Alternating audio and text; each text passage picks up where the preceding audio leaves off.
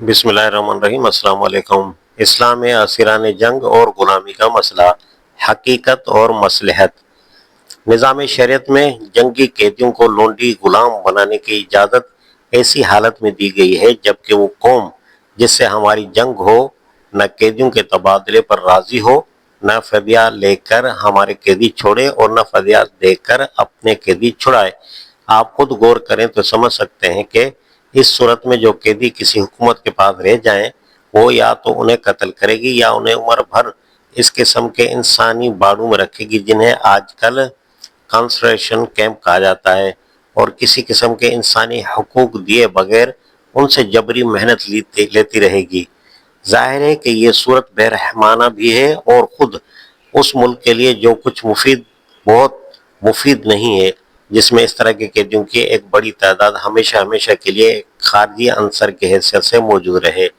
इस्लाम ने ऐसे हालात के लिए जो शक्ल अख्तियार की है वो ये है कि उन कैदियों को फ़र्दन फ़र्दन मुसलमानों में तकसीम कर दिया जाए और उनकी एक कानूनी हैसियत मुशख़्ख़स कर दी जाए।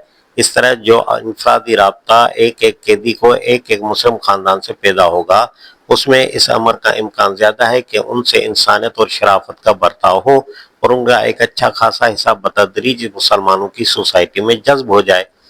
जिन मुसलमानों के ऐसे असीरान जंग पर हकूक़ मिल्कियत हासिल होते हैं, उनके लिए शरीयत ने ये ज़ाब्ता मुकर्रर किया है कि अगर कोई लोंडी या गुलाम अपने मालिक से दरख्वास्त करे कि मैं मेहनत मजदूरी करके अपने फ़िदये की रकम फराम करना चाहता हूँ, तो मालिक उसकी दरख्वास्त को रद्द करने का हक नहीं रखता। उसे अज़्र कानून एक ख़ास मुद्दत तक के लिए उसको मोहलत देनी होगी, और इस मुद्दत में अगर वो फ़िदया की रकम अदा करे तो उसे आज़ाद कर देना पड़ेगा। कोई गुलाम या लोंडी अपनी आज़ादी के लिए अपने आकाओं के एक मुआवजा अदा करने की पेशकश करे और जब आका उसे कबूल कर ले तो दोनों के दरमियान एक तरह से मुआहदा तय पा गया। इस्लाम में गुलामों की आज़ादी के लिए जो सूरतें रखी गई हैं, ये उनमें से एक है। ज़रूरी नहीं है कि मुआवजा माल ही की शक्ल में हो। आका के लिए कोई ख़ास खिदमत अंजाम देना भी मुआवजा बन सकता है, बशर्ते कि फ़रीक़ैन उस पर राज़ी हो जाएं। मुआहदा हो जाने के बाद आका को यह हक नहीं रहता कि गुलाम की आज़ादी में बेजा रुकावटें डाले। वो उसको मुआहदे की रूह से मुआवजा अदा करने के लिए काम करने का मौका देगा और मुद्दत मुकर्ररा के अंदर जब भी गुलाम अपने ज़िम्मे की रकम या खिदमत अंजाम दे वो उसको आज़ाद कर देगा। हज़रत उमर रज़ियल्लाहु तआला अन्हु के ज़माने का वाक़या है कि एक गुलाम ने अपनी मालका से मुआहदा किया और मुद्दत मुकर्ररा से पहले ही तय की गई रकम फराम करके उसके पास ले गया। मालका ने कहा कि मैं तो यकमुश्त न लूंगी बल्कि साल ब साल और माह ब माह किस्तों की सूरत में लूंगी। गुलाम ने हज़रत उमर रज़ियल्लाहु तआला अन्हु से शिकायत की।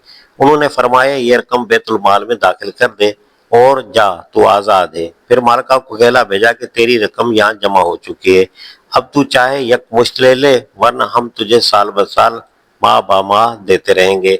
दारकुतनी बरवायत अबू सईद मुकबरी। इस किस्म के लोंडी गुलामों को बेचने की इजाज़त दरअसल इस मायने में है कि एक शख्स को उनसे फिदिया वसूल करने और फिदिया वसूल न होने तक उनसे खिदमत लेने का जो हक हासिल है उसको मुआवजा लेकर दूसरे शख्स की तरफ मुंतकिल कर देता है।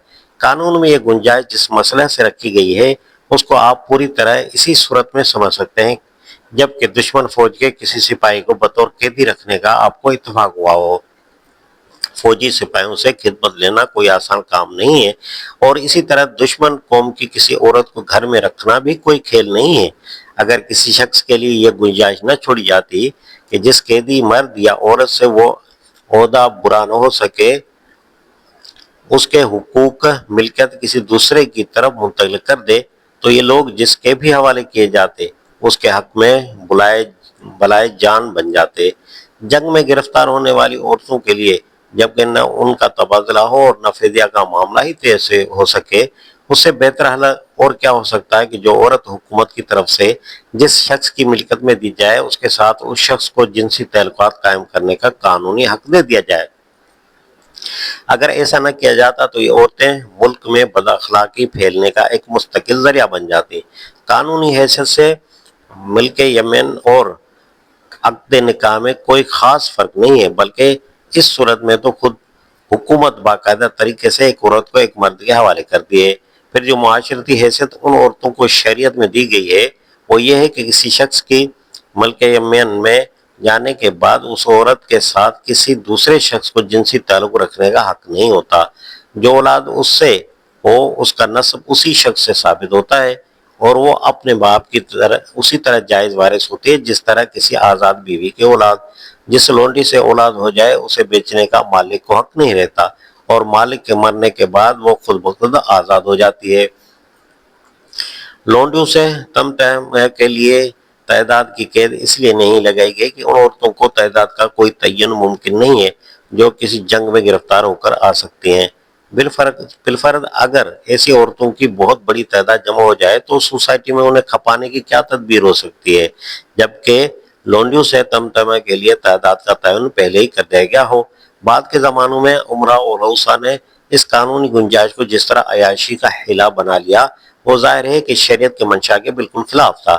कोई रईस अगर अयाशी करना चाहे और कानून के मंशा के खिलाफ कानून की गुंजाइशों से फायदा उठाने पर उतर आए तो निकाह का ज़ाब्ता ही कब उसके लिए रुकावट बन सकता है। वो रोज एक नई औरत से निकाह कर सकता है और दूसरे दिन उसे तलाक दे सकता है।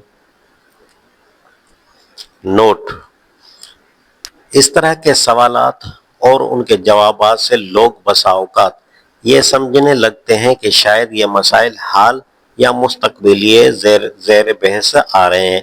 हालांकि दरअसल इन सवालात का ताल्लुक उस दौर के हालात से है जबकि दुनिया में असीरान जंग के तबादले का तरीका राज न हुआ था और फिदिये पर भी समझौता करना भी दुश्मन सल्तनतों के लिए मुश्किल होता था। आज इन मसाइल पर बहस करने की गर्ज ये नहीं है कि हम अब लोंडियों की तजारत का बाजार खोलना चाहते हैं, बल्कि उसकी गर्ज ये बताना है कि जिस दौर में असीरान जंग का तबादला और फिदिये के मामला तय न हो सकता था उस जमाने में इस्लाम ने इस पेचीदा मसले को किस तरह हल किया था। नेज़ उसकी गर्ज इन एतराज़ात को रफा करना है जो नावाकिफ लोगों की तरफ से इस्लाम के इस हल पर किए जाते हैं। हमने जब कभी इस मसले से बहस की है इसी गर्ज के लिए की है, मगर अफसोस के फितना परवाज लोग जानबूझकर उसे ये मैंने पहनाते हैं कि हम आज इस जमाने में भी गुलामी ही के तरीके को जारी रखना चाहते हैं, खवा असीरान जंग का तबादला और फिदिया मुमकिन हो या न हो। हमें मालूम है कि वो इस किस्म की बातें किसी गलत फहमी की बिना पर नहीं कहते हैं और हम उनसे इतनी हयादारी की तवक्को भी नहीं रखते कि वो हमारी इस तस्रीह के बाद अपनी इल्जाम तराशियों से बाज आ जाएंगे। ताहम यह तस्रीह सिर्फ इसलिए की जा रही है कि जो लोग उनकी बातों से किसी गलतफहमी में पड़ गए हैं उनकी गलतफहमी दूर हो सके।